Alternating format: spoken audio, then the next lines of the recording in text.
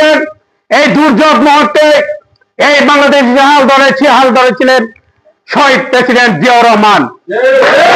এই জিয়াউর রহমান এই বাংলাদেশের মানুষের স্বার্থে, এই বাংলাদেশের মানুষকে ঐক্যবদ্ধ করে রাখার জন্য, এই বাংলাদেশের স্বাধীনতা সার্বভৌমত্ব রক্ষা করার জন্য তিনি প্রতিষ্ঠা করেছিলেন বাংলাদেশ জাতীয়তাবাদী দল বিএনপি। 1947 সালে 1978 সাল থেকে শুরু করে হাঁটি হাঁটি পাপা করে আজকে 2025 সাল পর্যন্ত এই বাংলাদেশের স্বাধীনতা সংগ্রাম থেকে শুরু করে সেই গণ অভ্যুত্থান এবং 90-এর আন্দোলন এবং 69-এর আন্দোলন, ভাষা আন্দোলন থেকে শুরু করে সকল আন্দোলনে এই দেশের আপামর জনতা যে আন্দোলন সংগ্রাম করেছিল, সেখানে আমাদের বাংলাদেশ জাতীয়তাবাদী দল বিএনপি সবচেয়ে ভূমিকা পালন করছে। আজকে 47তম প্রতিষ্ঠা বার্ষিকীতে আমরা আমাদের একটাই চাওয়া থাকতে পারে যে বাংলাদেশের স্বাধীনতা এবং সার্বভৌমত্ব রক্ষায় এবং আগামী নির্বাচনকে অতি দ্রুত বাস্তবায়নের লক্ষ্যে আমাদেরকে এহসানুল হক মিলন ভাইয়ের নেতৃত্বে আমাদের এই বাংলাদেশে আরো একটি সুন্দর এবং সুশৃঙ্খল একটি নির্বাচন হবে, সেই প্রত্যাশাই আমরা করতে পারি। আজকে কুচক্রী মহলে ঐক্যবদ্ধ হয়েছে, স্বাধীনতা বিরোধীরা যারা ছিল তারা ঐক্যবদ্ধ হয়েছে এই বাংলাদেশে যাতে আবার এই ভোটবিহীন নির্বাচিত সরকার গঠিত হতে পারে, 111 সৃষ্টি করার জন্য তারা পায়তারা করছে। এই বাংলাদেশকে আবারও বিপদের সংকট করার জন্য তারা তৈরি হয়ে গেছে। ইতিমধ্যে আপনারা দেখেছেন ডাকসু নির্বাচনকে বন্ধ করার জন্য বিভিন্নভাবে পায়তারা করেছে।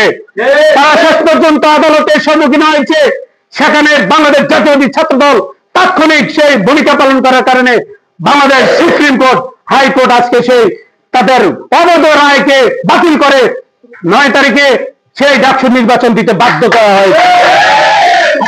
আগামী নির্বাচন নিয়ে যারা পায়তারা করছে, আজকের এই 3 নং ভিতরে ইউনিয়ন ছাত্র দল অর্থাৎ এই 3 নং ভিতরে ছাত্র দলের পক্ষ থেকে আয়োজিত 47তম প্রতিষ্ঠা বার্ষিকীর শপথ হবে আগামী নির্বাচনে এহসানুল হক মিলনকে নির্বাচিত করার জন্য আপনারা সবাই মাঠে ময়দানে কাজ করবেন।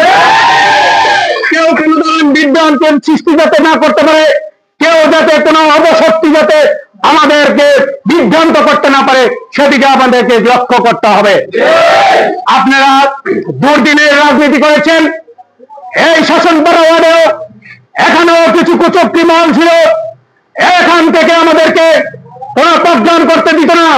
এখানে নির্যাতনের শিকার হয়েছে এটা নিবেন, এখানে আমাদের নির্যাতন হয়েছে আউ্বাল, নির্যাতন হয়েছে জসিম ভাই, নির্যাতন হয়েছে রোমান পাটারি সহ এই ওয়ার্ডে অসংখ্য নেতৃবৃন্দ নির্যাতিত হয়েছেন। সেই কুখ্যাত আওয়ামী লীগের সেই আব্দুল্লাহ মামুন সহ এখানে কিছু এই কুচক্রী মহল ছিল, তারা আমাদেরকে কোনো প্রোগ্রাম করতে দিত না। আজকে আমরা এই ছাত্র আন্দোলনের এই গণ অভ্যুত্থানের পরে বাংলাদেশ স্বাধীনতা লাভ, দ্বিতীয়বার স্বাধীনতা হয়েছে, আমাদেরকে সেই স্বাধীনতার ফল ভোগ করতে হবে। কিন্তু আজকে আমাদের মাধ্যমে আমাদের দলের যাতে অনুপ্রবেশকারীরা যাতে ঢুকে আমাদের সেই স্বাধীনতার সুফলকে যাতে নষ্ট না করতে পারে, সেই জন্য আপনারা সজাগ থাকবেন এবং এই দেশের নির্বাচনকে বানচাল করতে যারা ওতপ্রোতভাবে জড়িত তাদেরকে আপনারা প্রতিহত করার জন্য প্রস্তুত হয়ে যান।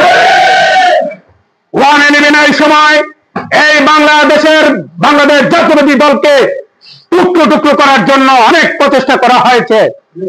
এই দেশের মানুষ বেগম খালেদা জিয়ার নেতৃত্বে আন্দোলন সংগ্রামের মাধ্যমে এই জাতীয়তাবাদী দলকে বটবৃক্ষের মতো এখনো দাঁড় করে রেখেছেন।